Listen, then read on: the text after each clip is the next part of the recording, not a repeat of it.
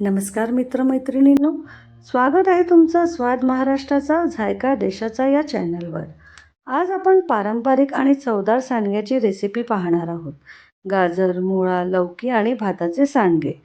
सांडगे हा आपल्या मराठी स्वयंपाकघराचा एक अनमोल ठेवा आहे, जो वर्षभर टिकणारा आणि झटपट होणारा असतो.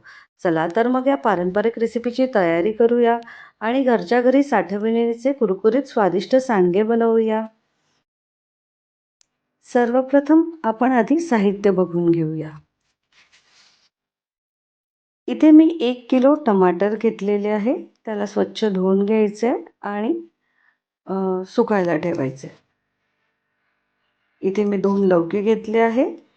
1 किलो गाजर घेतलेले आहेत आणि 1 मुळा घेतले आहे. हे सगळं साहित्य आपल्याला आधी धुवून घ्यायचं.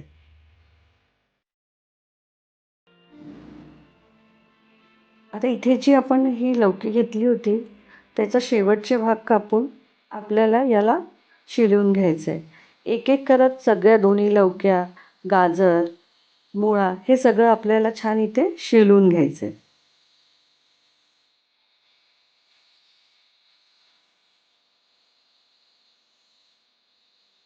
आता इथे माझी लौकी शिजवून झाली आहे. मी गाजर शिजवून घेते.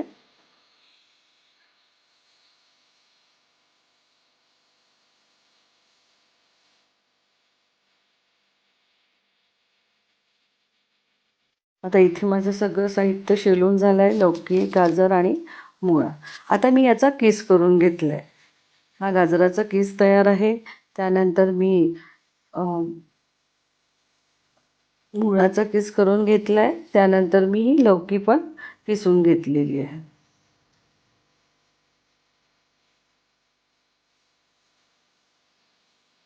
आणि हे जे टमाटर आपण घेतले होते त्याला छान बारीक बारीक इथे मी चिरून घेतले. इथे मी 1 वाटी तांदूळाचा भात छान शिजवून घेतला होता मऊसर. तुम्ही बघू शकता एकदम सॉफ्ट, जसं आपण बाळाला चारतो तेवढा सॉफ्ट भात आपल्याला इथे बनवायचा आहे. त्यानंतर मीठ, जिरं पावडर, धने पावडर आणि तिखट घेतलेलं आहे. त्यासोबतच मी ओवा घेतलेला आहे, जिरं घेतलेलं आहे आणि तीळ घेतलेले आहेत. ते भाजलेले आहेत. आता आपण हे सगळं साहित्य मिक्स करून घेऊया. सर्वप्रथम आपल्याला हा जो भात आपण मऊसर बनवून घेतला होता 1 वाटीचा, तो एका पातेल्यात मी टाकणार आहे.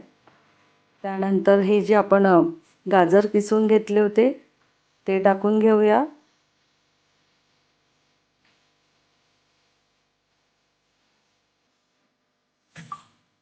त्यानंतर लौकी टाकून घेऊया, किसलेली लौकी.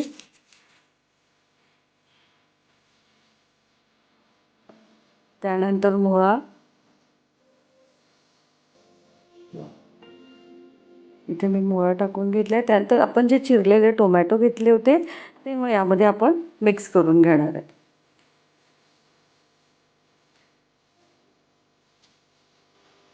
त्यानंतर जिरं टाकून घेऊया. आता इथे मी जिरं टाकून घेतलेलं आहे. त्यानंतर मी ओवा टाकणार आहे. आता माझा ओवा पण टाकून झालेला आहे. त्यानंतर मी आता तीळ, भाजलेले तीळ इथे टाकून घेते आहे. अतिशय सोपी रेसिपी आहे. त्यानंतर आपण चवीनुसार तिखट टाकून घेऊया. इथे मी साधारण 1 वाटी तिखट घातलेलं आहे. त्यानंतर चवीनुसार मीठ टाकायचे आपल्याला.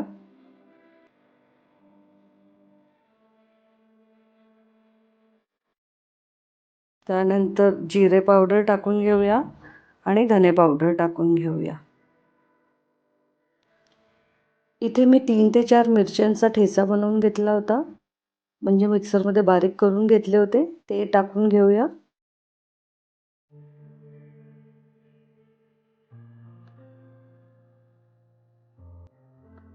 आता हे सगळं जे आपण साहित्य घेतलं आहे त्याला छान मिक्स करून घ्यायचं आहे.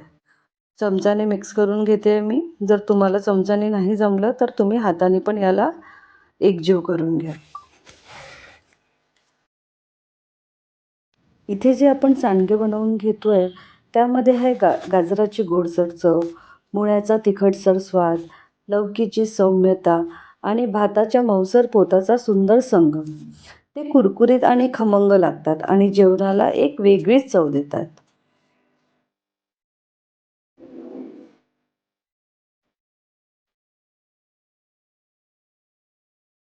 आता इथे हे मिश्रण मी छान मिक्स करून घेते.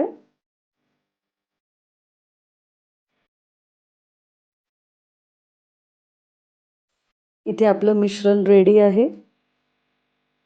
तुम्ही बघू शकता किती सुंदर मिश्रण इथे तयार झालेलं आहे आणि इतकं साहित्य वापरून भरपूर सांडगे तयार होतात.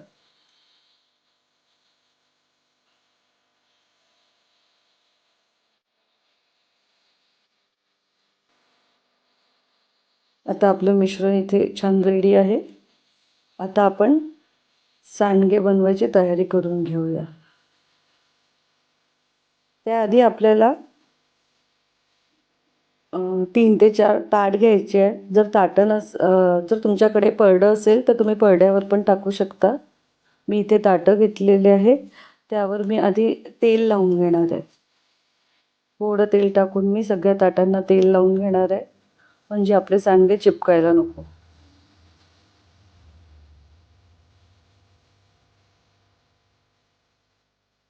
इथे मी आपल्या सगळ्या ताटांना तेल लावून घेतलेलं आहे.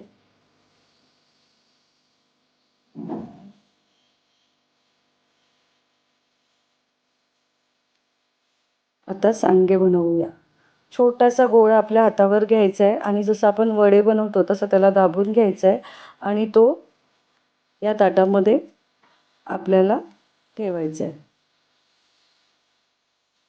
छोटासा गोळा मी घेतलेला आहे. त्याला छान दाबून घ्यायचं वड्यांसारखं आणि त्याला ताटामध्ये ठेवून घ्यायचे. अशा प्रकारे सगळे आपल्याला सांडगे बनवून घ्यायचे आहेत.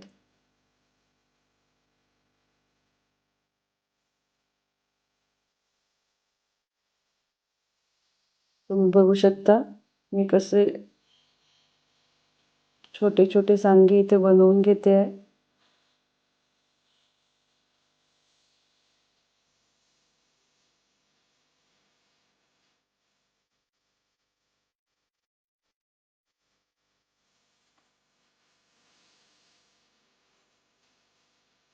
आता इथे माझे सगळे सांडगे तयार झालेले आहे. परत थोडं जिरं मिश्रण राहिलंच होतं तर मी दुसऱ्या ह्याच्यावर टाकून घेतलेलं आहे. तुम्ही बघा किती छान कलरफुल सांडगे आपले इथे तयार आहे. आता हे जे सांडगे आहे आपल्याला कमीत कमी 3 ते 4 दिवस आपल्याला छान उन्हात वाळवून घ्यायचे आहे. इथे मी सगळे सांडगे वाळवायला घातले आहे.